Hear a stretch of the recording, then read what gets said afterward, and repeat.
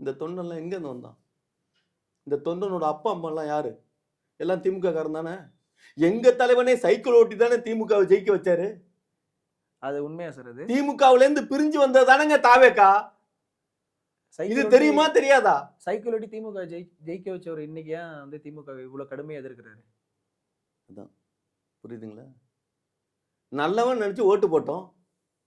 இப்ப நல்லவன் ஏன் இருக்காங்க? யாராவது ஒரு நல்லது சொல்லுங்களேன். உடனே எங்க வீட்டுல 5000 ரூபாய் பணம் வாங்கினாங்கன்னு சொல்லாதீங்க. ஆமா, யார் வீட்டு காசு?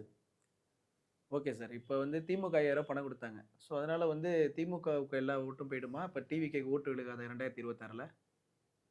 அதான் நம்ம மக்கள் எவ்வளவு தெளிவான மக்கள் தெரியுமா? ஆமா, பார்க்கறதுக்கு நன்றி கெட்ட மக்கள் மாதிரி தெரியும்.